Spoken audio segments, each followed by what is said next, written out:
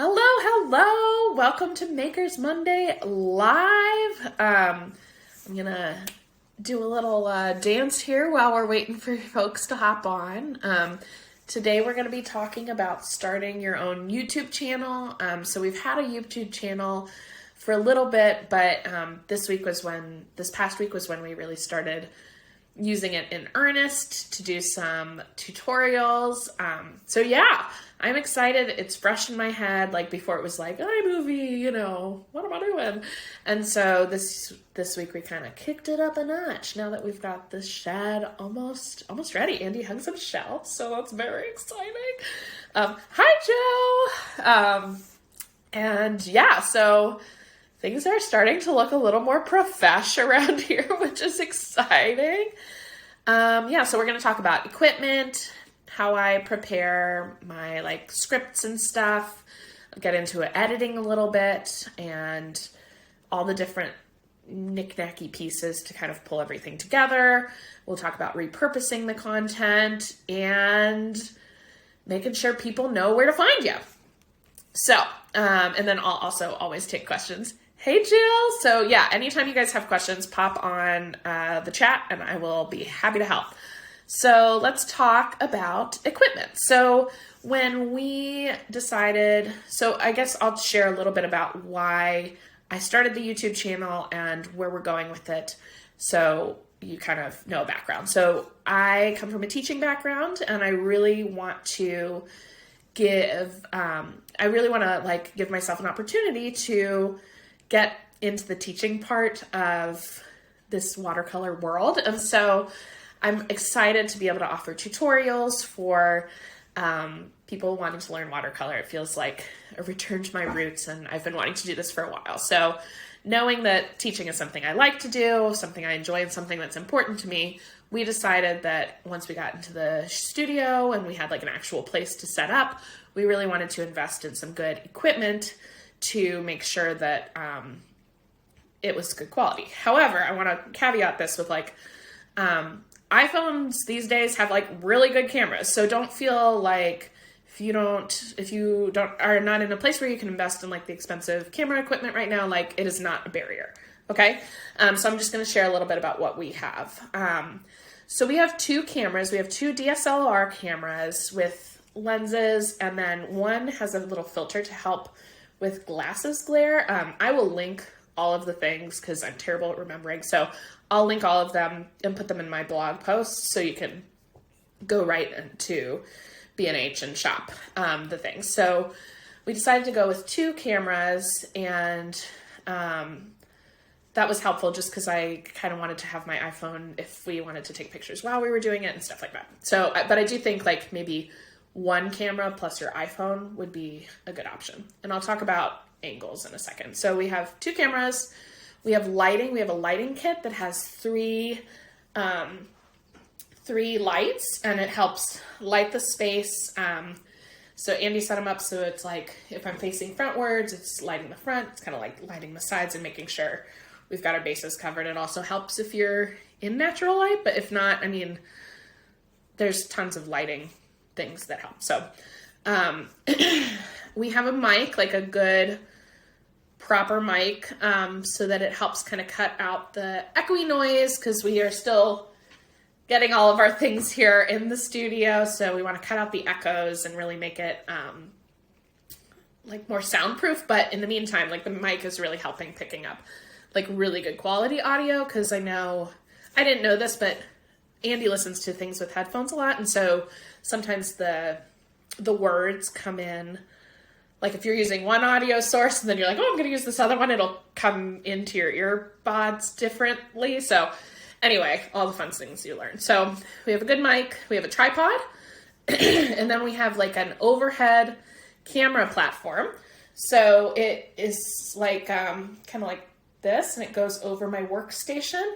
And then we can hook the camera up to the top and see down, because the camera's pretty heavy. I didn't want to just jerry rig some sort of situation. So it's a proper camera holder. And then memory cards and a card reader. So if you have the new Mac, FYI, like normal cords don't work anymore because of course they changed the cords. So make sure you get a card reader with like their new USB thing. All right. So all those things will be linked in my blog post that I do for a wrap up for this. So when I'm thinking of my topics, I made a list of, I've got them planned out through January, which is more ambitious than what anybody needs to do, but we're starting with the basics of watercolor, and then I'm going into tools, and then we're doing like watercolor projects, like make a landscape, things like that. So yeah, Renee's excited. So I just wanted to have that basic library of the basics so I could be like, hey, if you don't know how to do this, go back to this and link the washes or whatever. So people who are new to watercolor can kind of hop in at any time and not feel like they're missing something. But I also don't have to reteach that skill in every single lesson. So eventually I'd like to be doing this like on a Patreon or something so that I can monetize it, right? Like YouTube, I mean ads, but it's helpful to kind of have like a plan to make some money eventually. So that's kind of my goal. And I'd love to have like the tutorials of like the basics be free content. And then the paid content will be a little bit more sophisticated and advanced and robust. Okay. So anyway, so when I'm making my YouTube videos, I pick my topics. I have a script that has an intro that's kind of like, hey, introduce myself. This is what we're going to learn today. And then I go into materials, and then I do the little lesson, and then I have a closing and then a reminders like and subscribe. So that's just like kind of basic, nothing too wild there. What I will do in the script is I'll specify where I want the shots to come from. So we'll kind of have different angles. So when I'm filming, I kind of have one that's like a side angle and a front angle. So the front is mostly what I'm talking to, but we learned very quickly when doing the first video that it is nice to have a second one to cut to. So if you make a mistake, you can just fast forward past the mistake and change the angle so it looks like very professional and seamless, but also you don't have to be perfect every single time, which is great because who has that kind of perfection? Yes, Renee, it's been super helpful. So we'll use the two cameras for the like front facing ones and record that all at once. So it'll be front facing and a side facing. And then we'll set up and I'll do that for a couple videos. I'll batch them so that like, maybe I do like 4 introductions and the closings, and the introductions and closings and reminders are all front facing. And then I'll do the lesson and the supplies facing down. So for that, I have one that's above my workstation, and it pretty much is just capturing like what's on my desk. And then I'll have another one on the side. I actually did it on this side so you could see my hand. So on my left side, because I'm right-handed, and it's just like right here, and it's just getting like that angle of the hand. So if you're a painter or drawing kind of artist, that like close up, like technique-y angle is great. If you are maybe, I don't know, a cookie decorator, or you're making polymer clay, like you might want a different side, like a different details angle. But I think it's good to have like overhead workstation and then one that is capturing the minuscule details of your hands and how you're doing your crafting. Or maybe it's like if you're doing something on the computer, obviously you'd want to screen capture instead. So it just kind of depends on what your industry is. So on each of my scripts, I also have a materials list at the top, so I know what I need to set up for each of those that I might not mention in my like supplies list, but I know that I need to have X, Y, and Z set up ready to go, or like an example of the technique so I can show that on hand. I did try using a teleprompter, but it just looked like I was reading like this, and I'm like not making eye contact. So wouldn't recommend. But if you're really nervous about being able to remember all the things, like I definitely want to have a more casual, authentic vibe. But if you are really wanting to get your wording very specific, having a teleprompter and doing it to your camera phone, because it is like right there on the camera and you're looking at the camera, would be better. But because I was not using my camera phone, it just looked weird, right? So those are some little tips. And yeah, okay. So then once I've filmed everything, I will upload and edit the videos. So I am using Premiere Pro for my editing program, and so I have an audio recording, just the whole audio, and we'll just shoot each segment with the new clip. And so that way I can connect the audio to each clip. I'm going to link a tutorial that I've found that helps you edit and use multiple camera angles. So learning it right now as we speak, but it's been really helpful so far, and that's going to save me a ton of time.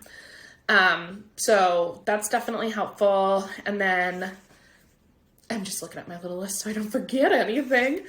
Something that Andy mentioned that I thought was really interesting. Hello.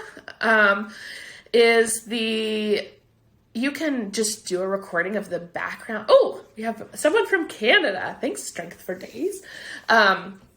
It might be helpful to just have some ambient noise of the room in the background, so that if you have to cut and be quiet, then it's not just like the audio cuts out. And I was like, oh, that would be good. So for next time, that's definitely something that we're going to do. And then, okay, so when you're putting everything into your editing program, it helps if you're able to have like different video sources, so that you can cut between the angles. And and then I'm going to share that tutorial that kind of auto does it for you in Premiere. I tried to do some of these with iMovie. It's not impossible. It's just a lot more work on your part, and it doesn't have great features. So that's my 2 cents. I know there's a lot of editing ones, but those are the two that I'm the most familiar with. Okay, so some things that you might want to have on hand for when you're putting your pieces together is you're going to want photos of your final product or process, so that you can put that in, so that you can like maybe scan, if you're doing a transition, you might want to show some of the image. So take some pictures of your work, have them handy. You might want something of you like working on it. So if you have somebody around who could take a picture of you, or you could use a still from one of the video clips. So those are some options, but it's great to have some pictures to kind of go with this, not only for your video, but also when you're promoting it on your various social media channels. For captions, I've been using Capwing. So captions so for two purposes.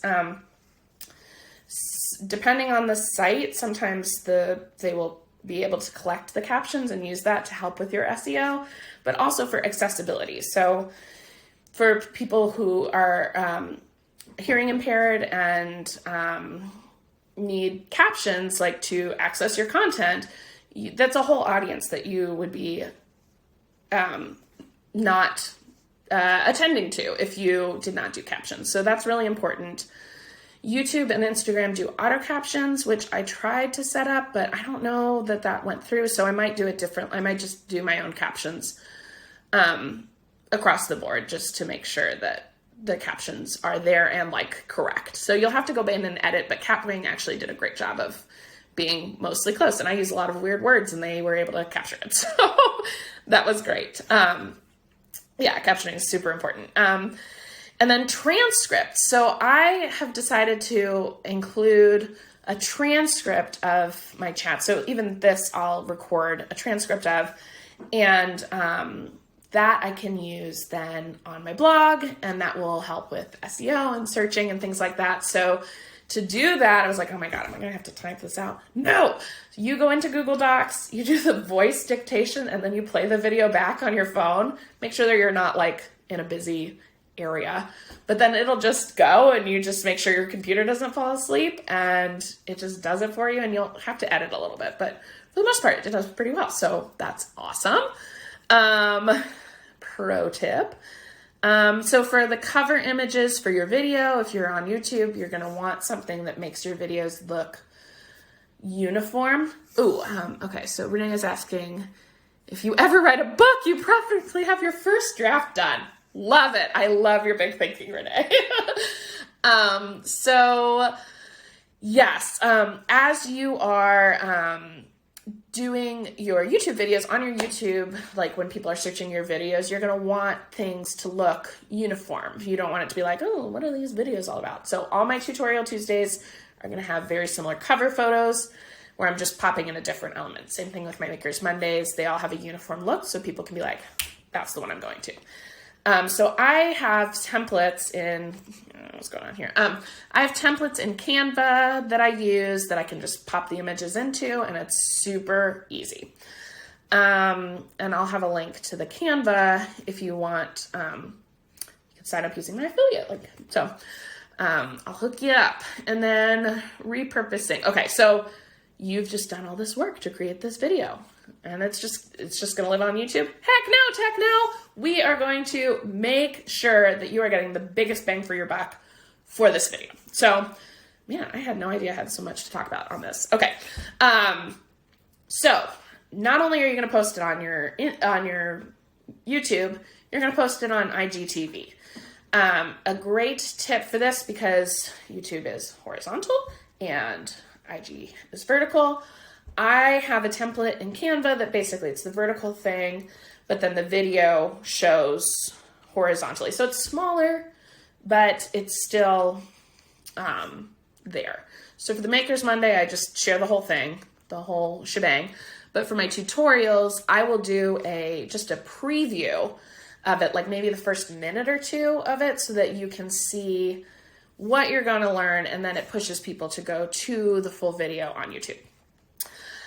You can also do Reels. So Reels, I found that I get the most success when I do more, like less me talking. Nobody cares about that. But like the process stuff. So like the actual painting or the actual making of the craft. And then you can just be like, want to learn more? Hop over to my YouTube. So much more visual grabbing. Pick a fun song. Pick one of the trending songs helps to make sure that you're getting seen more. Every little bit helps. And people love, like, I'm not on TikTok yet. It's like one of my maternity goals. But if you're on TikTok, also put it on TikTok. You can make an IG post, an Instagram post where you're saying, this is what we learned in the blog. And then if you have a link in your bio that you can link to external sites, link it to your, or this is what we have in the video. I think I said blog, but you can link it to your YouTube channel. Pinterest, you can also make pins. Video pins are newish thing on Pinterest, so you can take advantage of that because you've already got this video footage, and then it'll make your pin look super fancy. You can also, so what I've been doing is I've been making a blog post that hosts the YouTube video where I have my full supply list, my like all the supplies that I love to use. I have the supplies used in the video, I have the transcript, and I have the actual video. And that way I'm directing traffic back to my website. So that's helpful. And then somebody was asking about intro videos. Like, you know, when you're watching TV and then for a show it has like, you know, in Fresh Prince of Bel-Air, right? Philadelphia, born and raised, playground, spend most of my days, whatever. Very talented over here. So you see the same thing every time the video starts. So somebody was asking, do I use this? Should we do this? Is this a barrier? I think it's a nice thing to do. Yeah, so good at rapping. So I think it's a nice thing to have. It definitely makes you look super professional, but this is my completely unprofessional opinion, and that this is just my feelings about it, is if you are watching a YouTube video and somebody has that, like maybe you'll watch it once, but like you're just going to scrub to the next most important thing, right? Like I think in this day and age, getting to the meat of the issue is more important. And I know you can put timestamps in your videos. That's something I'm definitely going to work on, so that for this part of the video, you're going to like this part of the lesson, this part of the lesson, this part of the lesson, so you can direct people to get right to where they need to go. Um, yeah, Renee says she uses those intro videos as a chance to grab a snack. So, if you want to make sure your people are getting snacks, also good. But I would say don't let it be a barrier for you getting started. Like, go ahead and start making those videos. If you happen to make one of the intros and you want to include it, great. But I don't think it's going to be like a make it or break it situation. Another question is, how do you maximize your YouTube impact? Great question. I'm still learning. So this is something that I don't really know, like keywords and stuff. I haven't done a ton of research yet, but that's definitely where I'd like to head down the line. I don't want to be doing all this work for just something that a few people see. So I'll keep you posted. I think I wanted to do this live while it was really fresh in my head and we were getting started, and I just learned like some hard lessons starting out and being like, oh God, this is wrong. And then I would love to kind of touch base with you guys again in a couple months and say, this is what's working, this is what's not working, and go from there. So if you have any thoughts and feelings about how to maximize your YouTube impact, hey, personally, I'd love to share, or I'd love it if you'd share so I can learn.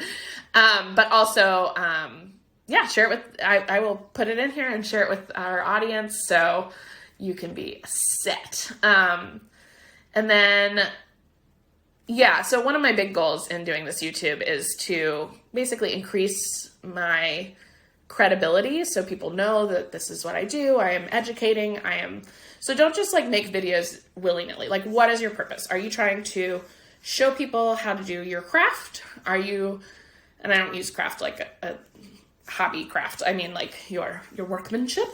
Are you trying to use it as an advertising thing? Are you more wanting to showcase your items? Are you doing it because you want to connect with other artists for collaborations? Like, think about what your driving force is. So because mine is education, I'm really making sure to push that theme throughout the video. So if your reason is something else, like make sure you're kind of using that, when you write an essay, when you're a kid, like you're making sure your thesis statement goes all the way through. That's what you want to do for your YouTube video. Make sure the thesis statement is running all the way through. I think if I were to add on some dream equipment, I would definitely want some sort of Wi-Fi controller to help start and stop all my devices at the same time, so I didn't have to worry about lining up the audio so much. I would love to hire someone out to do the transcript and things like that down the line, and maybe just set up the video equipment and do the editing, so that I could just focus on the thing that I'm most passionate about. But obviously that is not where we are right now. So yeah, that's my scoop. If you have any questions about YouTube channels, let me know. In the meantime, I just want to remind you of my Biz Bud newsletter. So if you have any questions or want to know more about, I've got all kinds of topics that I'm coming up to, and so every Monday you'll get your Biz Bud newsletter with links to last week's things and a reminder for the live for this week.